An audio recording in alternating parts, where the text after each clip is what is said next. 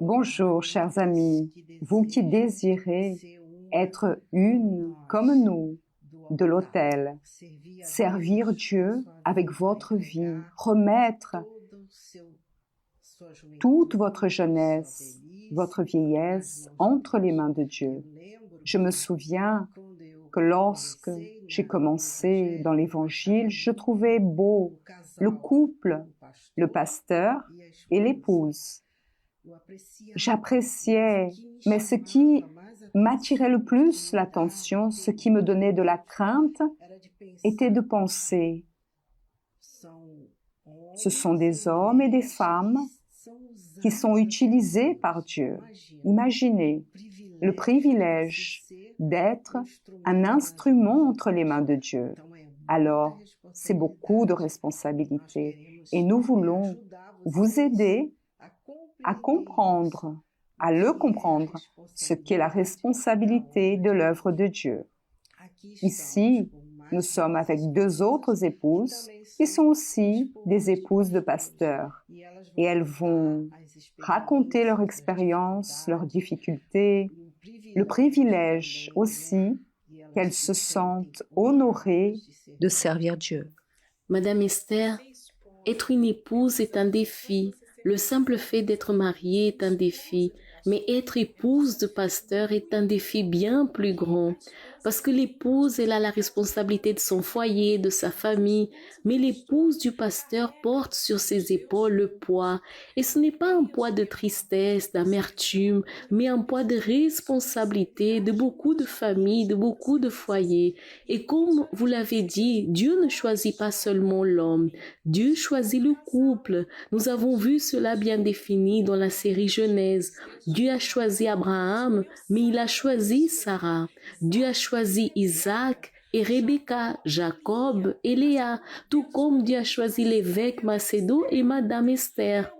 Donc, c'est le couple et nous nous adressons maintenant aux petites amies de pasteurs, aux candidates à l'autel, car il y a beaucoup de femmes qui rêvent, qui désirent, aspirent à faire l'œuvre de Dieu à l'autel. Et nous ne voulons pas ici, nous ne pourrons jamais, ce n'est pas notre intention, vous enseigner comment être une épouse de pasteur. Il n'y a pas moyen d'enseigner à 100% tout ce qui va se passer dans le ministère. Nous avons besoin jour après jour d'être conduits par le Saint-Esprit. C'est quelque chose que l'on apprend tous les jours. Vous êtes mariés depuis de nombreuses années et cette année, Oui, 50 ans. vous ferez 50 ans. Il y a une chose que je veux laisser bien claire à chacune, par exemple. Tout d'abord, je me suis mariée, puis j'ai été appelée à l'autel.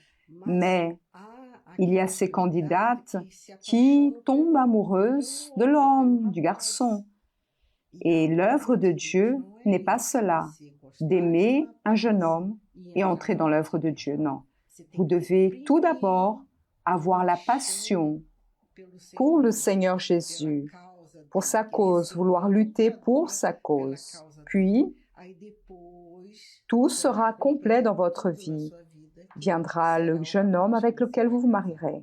Et c'est ce qui s'est passé avec Flavia, bien qu'ils soient très éloignés l'un de l'autre, car Flavia habitait à Minas Gerais et Pasteur Roberto à Rio de Janeiro. De nombreuses jeunes femmes sont anxieuses, se demandant comment cette rencontre va se dérouler. Regardez et... Comment va-t-il me trouver? Oui, c'est intéressant parce que, bien sûr, il y a eu plusieurs prétendants qui sont arrivés, mais je savais, non, c'est pas celui-là. Je ne savais pas d'où il allait venir, mais j'étais sûre que Dieu avait un objectif dans mon mariage. Et intéressant que je prie aussi pour lui, même sans savoir qui il était. Ah mon Dieu, là où il est, je ne sais pas qui il est. Parce qu'une fois qu'on le connaît, on va prier. Là, on connaît déjà, on sait ce qui est en train de passer, on sait où il est, de ses luttes. Mais je priais sans savoir qui il était. Je disais, ah mon Dieu, s'il est en train de passer pour une lutte, s'il est en train de passer pour une difficulté, un désert, soutiens-le. Alors là, j'étais en train d'utiliser aussi ma foi pour pouvoir le rencontrer. Je savais que Dieu était en train de préparer cette Et rencontre. pour Dieu, il n'y a pas de distance. Oui. Il peut être là, de l'autre côté du monde. Dieu va l'amener vers vous. Oui. Cela apporte donc une grande paix à votre cœur. Vous n'avez pas besoin d'être là inquiète, essayant de vous montrer aux garçons pour voir qui va être intéressé. Nous ne sommes pas sur une passerelle, dans une dispute. Beaucoup d'ouvrières sont comme ça, inquiètes. Laissez-moi faire quelque chose, j'ai besoin. Il n'y a pas de marketing. Vous n'avez pas besoin de tout ce marketing parce que Dieu va apporter, comme vous l'avez dit, même loin. Rebecca a été amenée à Isaac. C'est Dieu qui unit. Et une chose aussi que j'aimerais dire, c'est que vous devez sentir que ce n'est pas ce que vous voulez. Vous ne pouvez pas forcer les choses à être sur un garçon, à lui faire comprendre ce que vous sentez. Non. Vous n'avez pas besoin de votre force. Vous n'avez besoin que de votre foi. Christiane raconte toujours son témoignage à ce sujet. Elle faisait le contraire. Elle ne le regardait même pas. Et il pensait qu'il haïssait, qu'il n'aimait pas, parce qu'elle tournait son visage, c'est-à-dire, cela est confiant en Dieu. C'est Dieu qui va agir. Vous n'avez pas besoin de faire quoi que ce soit. Ce dont vous avez besoin, c'est d'être en communion avec Dieu, d'être au sein de la volonté de Dieu, faire la volonté de Dieu. Il va venir et faire justice dans votre vie. Oui, c'est lui qui présente la personne. C'est lui qui Ce choisit. n'est pas la personne qui se présente, mais Dieu lui-même qui présente la personne. J'ai toujours vu ainsi, que je ne fasse pas ma volonté, mais la tienne. Ma volonté était une autre, et Dieu a fait la sienne. Je l'ai laissé faire sa volonté. C'est pourquoi nous sommes heureux aujourd'hui. Et elles doivent suivre cet exemple, de laisser Dieu choisir. C'est tellement lourd quand vous prenez la part de Dieu et faire. Et c'est comme ça, c'est garanti d'avoir un échec, une tristesse, un problème là. Oui, lorsque c'est forgé, forcé, sans avoir la main de Dieu. Et après votre rencontre, je suis curieuse. Alors, une personne nous a présenté, on était distants, une personne nous a présenté et je suis allée à Rio pour visiter ma famille. J'étais en train de travailler à Mina. Et là, il m'a appelé avant et on a fixé rendez-vous à la cathédrale de Rio. Et ça n'a pas été l'amour au premier regard, ça a été la foi au premier regard. Là, il a dit, moi aussi, j'ai cru à ce moment que c'était lui, parce que lorsqu'on s'est assis pour parler, c'était la confirmation, parce que lorsqu'il a commencé à parler de lui, de sa vie, de sa foi, c'était vraiment cela que je cherchais. Quelqu'un qui est passé par le feu plusieurs fois et a été approuvé. Alors, c'est celui-là. Et lorsque vous avez dit qu'il voulait servir Dieu sur l'autel, vous êtes restée ébranlée ou vous êtes restée heureuse? Ma vie était déjà sur l'autel, indépendant d'être mariée ou connaître. Comme vous avez dit, c'est l'appel, c'est la personne que se met à la disposition de Dieu. Alors, indépendamment de lui, même si je n'étais pas mariée avec un pasteur, mais ma vie était déjà totalement sur l'autel. Et lorsque vous y êtes arrivée, vous êtes mariée, quelle était votre attente? Je m'attendais de partir et servir Dieu là où Dieu voulait vraiment nous utiliser. Et bien sûr, parfois, on imagine certaines difficultés, mais je n'imaginais pas que j'allais vivre d'autres difficultés que je n'avais pas imaginées jusque-là. D'autres pensées. Bien au-delà. Alors, ce sont des tests Oui. que Dieu vous faisait pour voir si elle veut vraiment. J'imaginais ainsi à l'Afrique, j'imaginais que je n'allais pas avoir de quoi manger, j'imaginais des choses dans ce sens que j'imaginais. Mais je n'imaginais pas que les défis plus grands seraient vraiment spirituels, des défis plus grands, j'allais vivre dans mon intérieur, dans ma pensée, dans les défis que j'allais avoir devant moi. On dirait que les portes sont fermées, n'est-ce pas? On dirait que tout est difficile, Oui. n'est-ce pas? Mais lorsqu'on demeure dans cette foi, fait Oui. tout. Et on ne fait pas l'œuvre de Dieu pour être de Dieu. n'est-ce pas? C'est exactement parce que nous sommes de Dieu que nous pouvons faire exécuter cette œuvre. Ce que vous avez reçu. Oui. Vous vous êtes marié et êtes parti à l'étranger en voyageant hors du Brésil. Nous sommes mariés et tout de suite après, nous sommes venus pour Portugal. Mais nous sommes mariés et on est resté encore un temps au Brésil. Après, nous sommes venus ici, on est resté 10 ans ici au Portugal. Mais si, ça n'a pas été si difficile, la même langue. Oui, c'était pas une chose. Quand j'ai su que j'allais venir au Portugal, je pensais comme ça, je pense pas que ça va être si difficile, la même langue. Ah mon Dieu, j'imaginais un endroit plus difficile, j'ai pensé cela. Mais bien sûr, ici, j'ai aussi vécu des défis. Ici aussi, comme Madame Noumi a dit dans l'autre vidéo, que des fois la personne imagine des situations, par exemple comme la Chine, que vous avez parlé dans l'autre vidéo. Et des fois, la personne ne va pas être envoyée dans le lieu où elle a imaginé.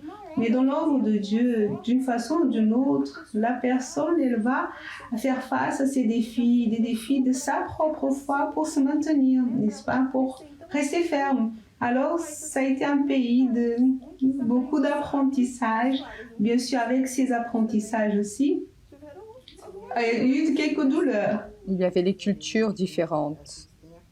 Nous avons la nourriture pareille ici, facilité. Mais par exemple, les Portugais ont une culture différente, une manière de vivre différente. Alors vous avez dû apprendre comment ils sont, ce qu'ils mangent, comment parler, comment se diriger à eux. Nous toutes, nous affrontons cette difficulté, mais il y a d'autres difficultés plus grandes encore. Vous avez trouvé cela? Oui, non. Quand je suis arrivée, j'ai vu que véritablement c'était si facile que j'imaginais au Brésil. Alors, en fait, au Portugal, vraiment, ici, a eu des défis parce que tout est nouveau lorsqu'on arrive dans un nouvel endroit. Comme vous avez dit, c'est un peuple qui est différent, même si c'est la même langue. On doit apprendre à vivre avec ces personnes, à comprendre leur façon de penser. Il faut du temps pour apprendre à connaître une culture et pour savoir pourquoi ces personnes se comportent, réagissent, pensent de cette façon. Oui. Vous ne pouvez pas arriver dans un endroit et établir ce qui est dans votre esprit. Non, je pense que c'est comme ça doit être comme ça, je dois travailler comme ça. Un exemple que je prends souvent est celui de Noé. Dieu a ordonné à cet homme de construire l'arche parce qu'il allait y avoir un déluge. Il a passé 100 ans de sa vie à construire cette arche et il a dû abandonner l'arche après. L'arche est restée au sommet de la montagne et il est parti reconstruire le monde, pour ainsi dire. Nous devons donc abandonner nos stratégies, ce que nous avons appris, ce que vous avez appris sur le fait de servir Dieu au Brésil, servi là-bas. À ce moment-là, pour le Brésil, vous avez quitté, même si nous sommes au Brésil, le Brésil est si grand, a des régions si différentes les unes des autres. La façon dont les gens parlent dans le nord-est n'est pas la même façon que dans le sud. Un pasteur qui va dans un endroit à l'autre s'en rend compte. Imaginez que vous traversez l'océan Atlantique, que vous arrivez dans un pays vieux d'environ 1000 ans, avec une culture, une histoire, et que vous comprenez pourquoi les Portugais parlent de cette façon, pourquoi ils se comportent de cette façon, et alors vous saurez comment vous adresser à eux de manière plus efficace. Mais Flavia ne s'est pas arrêtée là. Son défi ne faisait que commencer. Vous avez été envoyé en Turquie et une nouvelle étape commence alors. Oui, une nouvelle étape. En 2015, le 1er janvier de 2015, dès le premier jour de l'année, nous avons reçu cette mission. Nous avons été envoyés vers la Turquie pour commencer le travail là-bas. Et une chose qu'on a l'habitude de dire, parce que c'est ce qui est en nous, que jusqu'à arriver à zéro a pris du temps. Et lorsqu'arrivé à zéro, on a commémoré énormément. Parce que il y avait un point de départ. Nous sommes arrivés à zéro. Mais véritablement, ça a été à nouveau complètement différent de ce que j'imaginais là au début. Racontez alors vos difficultés lorsque vous êtes arrivé dans la rue. Comment vous êtes communiqué? Oui, ça, pour commencer à l'aéroport, j'ai dit comme ça, mon Dieu, comme c'est grand. On est venu ici pour commencer le travail et je ne sais même pas demander de l'eau. Je vais prêcher l'évangile et je ne Oui, sais même pas comment on demander voit, de oui, l'eau. l'église ici. Ah Seigneur, je ne sais pas comment on va être, mais c'est le problème du Seigneur. Si vous nous avez envoyés, alors c'est la petite boule au ventre parce que c'était un défi énorme et que pour une personne qui n'a pas le Saint-Esprit, c'est comme si c'était une mission suicide. Suicide parlons côté spirituel, parce que ce serait un endroit qu'une personne qui n'a pas le Saint-Esprit allait mourir là-bas. Parce qu'elle allait se voir complètement perdue, sans avoir quoi faire et sans savoir que faire exactement, sans savoir ce que Dieu veut. Et véritablement, humainement parlant, il n'y avait pas de possibilité de cela devienne une réalité, l'Église puisse exister. Lorsque vous regardez les femmes, je ne suis ni Oui. même semblable à elles. Les vêtements totalement Oui, ça différents. commence déjà ce choc. Le choc de culture très grand parce que c'est un autre monde, c'est différent de tout ce que j'avais vu dans ma vie jusque-là. Même ici au Portugal, pour être un pays occidental, il y a beaucoup de choses Qui sont communs, naturels. communs. Par exemple, les fériés, les jours, les fériés chrétiens, c'est-à-dire beaucoup de ressemblances, mais là-bas, non. C'est un monde complètement différent. Alors, lorsque je suis arrivée en voyant les femmes, je n'arrêtais pas de les regarder. Couvertes, avec un burkini. Toutes couvertes. Mon Dieu. Oui, quelques-unes avec les yeux. Les Turcs, normalement, elles couvrent la tête, mais on voit leur visage. Normalement, celles qu'on ne voit que les yeux sont les Arabes. Il y a beaucoup d'Arabes là-bas. Mais en réalité, lorsqu'on arrive, c'est un choc. Elle, toute couverte, on peut dire, de la tête aux pieds. Et je regardais, elle doit me voir comme une pécheresse. Parce que véritablement, c'est différent. Et de penser, mon Dieu, comment je vais atteindre ces personnes? Comment je vais avoir accès à ces femmes? Je ne sais rien dire de leur langue, je ne sais rien de leur culture, je ne sais pas comment elles pensent, je ne sais rien. Ou ce que je savais, c'était très peu de ce qu'elles croient sur leur religion. Comment au moins pouvoir s'approcher et avoir une conversation? Je ne savais pas, parce que je n'avais pas une bouche. J'avais une bouche, des oreilles, mais c'est comme si j'étais muette et sourde, parce que je n'entendais rien et je ne parlais rien. Alors la seule chose que j'avais, c'était les yeux. Je regardais tout le temps. Vous en avez même pleuré? Oui, plusieurs fois. Je ne pleurais pas à côté de mon mari. On habitait dans un appartement très petit. Je n'étais pas à l'aise pour parler avec Dieu là-bas. Alors, on est parti étudier. On étudiait de lundi à jeudi. C'était 5 heures de cours par jour. Et on prenait 2 heures pour arriver à l'école. On prenait un bus et un train pour arriver à l'école. On arrivait à l'école un peu fatigué pour ne rien comprendre parce que les explications étaient en anglais et nous, on ne parle rien d'anglais. Alors, on restait 5 heures pour sortir encore plus fatigué avec envie de pleurer. Seulement en entraînant l'oreille. Oui, en entraînant l'oreille, mais tout cela donnait beaucoup d'angoisse. Alors, on étudiait de lundi à jeudi et vendredi, il n'y avait pas de cours. Alors, le jour qu'il n'y avait pas cours, même mon mari voulait sortir un peu pour ne pas rester si près de moi parce que lui aussi est en train de vivre ses conflits à lui. Il sortait dehors pour penser, regarder, voir un peu, connaître Istanbul et voir la possibilité d'avoir un endroit pour l'église, mais sans aucune perspective de date, rien de cela. Parce qu'il y avait beaucoup encore d'étapes pour arriver jusqu'à 0, comme j'ai dit.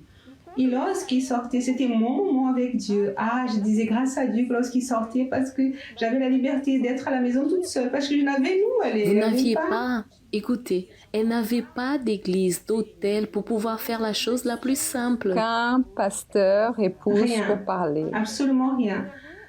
Quelquefois, je me suis sentie comme si j'étais dehors de l'œuvre, dehors de mon monde, hors de l'aquarium parce que Seul, vous vous sentiez seul. On a perdu tout ce que nous avions, le contact de la foi, le contact avec les pasteurs.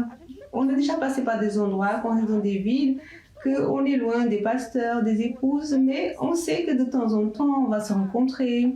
À cette époque, il n'y avait pas univers. Donc vous devez vous rappeler que Flavia était dans une époque, dans un lieu où il n'y avait pas d'univers, pas de culte en ligne. Aujourd'hui, nous avons le culte en ligne. Seulement la Bible. Seulement la Bible. Alors, et lorsque mon mari sortait, alors je prophétais pour parler avec Dieu, pour pleurer, parce que je ne me sentais pas, on va dire ainsi, toute seule. Je me sentais loin de tout ce que j'avais l'habitude, de tout ce que, dans l'œuvre de Dieu, dans mon atmosphère de la foi, des personnes de la foi, parce que je savais que je n'allais pas avoir. Ce n'est pas, je suis là pour une semaine, un mois, d'ici peu, je vais voir quelqu'un. Non, il n'y avait pas de pasteur, il n'y avait pas d'épouse, ouvrier, il n'y avait pas de membres. On allait devoir connaître des personnes incrédules, aller vers les personnes incrédules pour pouvoir parler de Jésus à eux, mais personne qui pouvait comprendre notre foi, personne qui comprenait encore notre foi, qu'on puisse donner à ces personnes, parce que ce qu'on voulait, c'était donner. On dirait qu'on allait mourir parce que mon Dieu, je veux donner, et je ne sais pas qui donner. Et en même temps, donc à cette époque, comme vous avez dit, il n'y avait pas univers. On assistait, l'évêque envoyait un lien, on assistait les réunions les dimanches à la maison. Je me rappelle la première Sainte Seine, on a participé. Mon petit verre, son petit verre à lui, un petit morceau de pain, nous, petit morceau de pain pour participer de la Sainte Seine.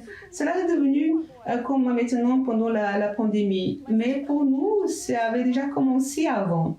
Et on vous a indiqué quelqu'un du pays brésilien pour que vous puissiez avoir le contact? Oui, Dieu m'a donné la direction après d'ouvrir un groupe sur Facebook et j'ai ouvert Communauté de la langue portugaise en Turquie. Et là, on a commencé à connaître des personnes. Là, je mettais une publication pour motiver. Chaque jour, je mettais quelque chose sur cette page. Une chose, par exemple, un jour, une astuce de santé, un autre jour, astuce de portugais, vu que c'était une communauté portugaise. Alors, un jour, je prenais un extrait de message de l'évêque que je mettais. Alors, les personnes ont commencé à entrer dans le groupe, à vouloir interagir. Alors qu'on entrait un homme, alors je transmettais à mon mari, il allait dans les messages privés, entrer en contact, se présentait. Et moi, je rentre en contact avec les femmes. C'est-à-dire que vous ne vous en êtes pas tenu à ce que vous avez appris ici, ce que vous avez appris au Brésil. L'œuvre de Dieu ne peut se faire que de cette façon, je ne peux évangéliser que de cette façon. Vous étiez un peu comme Noé. Quand la pluie est terminée, après un an, nous allons laisser l'arche reste ici et nous allons faire la volonté de Dieu ici de cette façon. Oui. Et comme l'évêque dit, tous les jours même, demander à Dieu, mon Dieu, qu'est-ce que vous voulez que je fasse? Montre-moi, qu'est-ce que je dois faire? Parce que je ne sais pas quoi faire, je n'ai rien que je puisse faire. Dieu m'a montré que je ne pouvais pas regarder ce que je n'avais pas, le recours que je n'avais pas, mais il allait me donner la direction de ce nouveau que j'avais jamais vu quelqu'un faire, de ce que je ne savais pas faire. Et ce qui est bien, c'est ça, parce qu'on reste, si dans la dépendance de Dieu, ça c'est bon, parce qu'on voit Dieu en train de nous nourrir. À plusieurs moments, j'ai pleuré, mais je voyais comme un petit oiseau que Dieu vient, il met la nourriture dans la bouche tous les jours. Prends maintenant, ça c'est le pain d'aujourd'hui. C'est pour aujourd'hui, ne pense pas après, parce que si j'allais penser après, j'allais entrer en désespoir. C'est pour maintenant. Et le jour suivant, venait Dieu à nouveau mettre la nourriture dans notre bouche pour nous nourrir et nous soutenir jour après jour. Le pain quotidien, vraiment, quand on a vu et quand on voit Dieu en train de faire. Et c'est merveilleux cela, parce qu'on reste bien plus dépendant et on enlève tout ce qu'on sait. Il n'y a pas comment, par exemple, ce qui est normal, automatique, parce que ce que je savais ne fonctionnait pas. Je ne pouvais pas le faire de ce que je savais. Mesdames, cette conversation a été très riche, très productive. Nous n'avons pas pu rester dans le temps que nous aurions souhaité, moins de 15 minutes. Nous allons donc la diviser et cette vidéo reviendra bientôt avec la deuxième partie, avec la conclusion des expériences de Flavia en Turquie et comment s'est passée l'ouverture de l'église là-bas le premier jour. Je suis sûre que vous êtes là et de l'autre côté, impatiente de savoir comment s'est passée la première réunion, combien de personnes, comment s'est passée la visite de l'évêque Macedo et de Madame Esther à Istanbul lors d'une réunion spéciale. Tout cela sera abordé dans la prochaine vidéo, alors attendez-nous à la prochaine.